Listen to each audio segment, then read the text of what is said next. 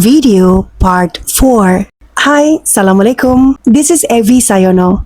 Today on Sunday, March 1st, 2026 at 7:47 a.m. in the morning, I will continue my reading of a book entitled Teaching English as a Second or Foreign Language, 4th edition. This book is written by Marianne Celce-Murcia, Donna Brinton, and Marguerite N. Snow. Published by Heinle Cengage Learning, National Geographic Learning, part of Cengage Learning, Boston, 2014. Today, I will still be reading Unit 1, Foundation of Methodology. Chapter 1, An Overview of Language Teaching Methods and Approaches. Marianne Celce-Murcia. Early and mid-20th century approaches. The audiolingual approach. Page 6. Column 1. Paragraph 3. The audiolingual approach. Some historians of language teaching, in brackets, example given, Howard, 2004, believe that the earlier reform movement played a role in the simultaneous development of both the audiolingual approach in the United States and the oral situational approach in Britain, in brackets, discussed next. When World War II broke out and made it imperative for the US military to quickly and efficiently teach members of the armed forces how to speak foreign languages and to understand them when spoken by native speakers, the US government hired linguists to help teach languages and develop materials. The audiolingual approach was born. In brackets, Fries, 1945.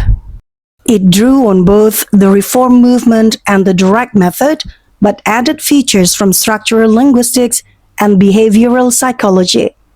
Structural linguistics begins with describing minimally distinctive sound units, in brackets, phonemes, which then form lexical and grammatical elements, in brackets, morphemes, which then form higher structures such as phrases and clauses or sentences, in brackets, Bloomfield, 1933. Page 6, column 2, paragraph 1. In behavioral psychology, learning is based on getting learners to repeat behaviors, in brackets, verbal or nonverbal, until they become fully learned habits, in brackets, Skinner, 1957. The audiolingual approach became dominant in the United States during the late 1940s, 1950s, and 1960s. Its features include Bullet Point 1. Lessons begin with dialogues. Bullet Point 2. Mimicry and memorization are used based on the assumption that language learning is habit formation. Bullet Point 3. Grammatical structures are sequenced and rules are taught inductively, in brackets, through planned exposure. Bullet Point 4. Skills are sequenced. First, listening and speaking are taught. Reading and writing are postponed. Bullet Point 5.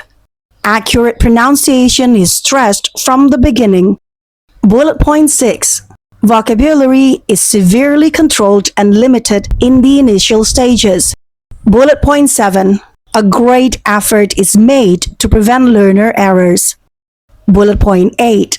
Language is often manipulated without regard to meaning or context. Bullet Point 9. The teacher must be proficient only in the structures, vocabulary, and other aspects of the language that he or she is teaching, since learning activities and materials are carefully controlled. The oral situational approach.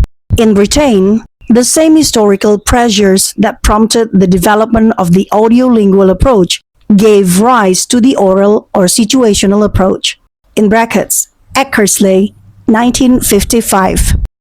It arose as a reaction to the reading approach and its lack of emphasis on listening and speaking skills, in brackets, Howard, 2004.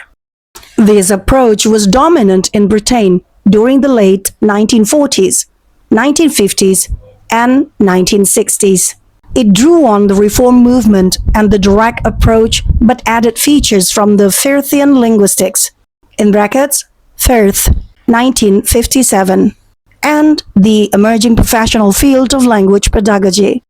It also drew on the experience that Britain's language educators had accrued in oral approaches to foreign language teaching. Example given, Palmer, 1921-1964. Although influenced by, but less dogmatic than, its American counterpart, in brackets, the audio-lingual approach, the oral situational approach advocated organizing structures around situation, in brackets, example given, at the pharmacy or at the restaurant, that provided the learner with maximum opportunity to practice the target language. However, practice often consisted of little more than pattern practice, choral repetition, or reading of texts and memorization of dialogues. Features of the oral situational approach include bullet point 1. The spoken language is primary. Bullet point 2. All language material is practiced orally before being presented in written form. In bracket, reading and writing are taught only after an oral base in lexical and grammatical forms has been established. Bullet point 3. Only the target language should be used in the classroom. Bullet point 4. Efforts are made to ensure that the most general and useful lexical items are presented. Bullet point 5. Grammatical structures are graded from simple to complex. Bullet point 6. New items, in brackets, lexical and grammatical, are introduced and practiced situationally. Example given, at the post office, at the bank, at the dinner table.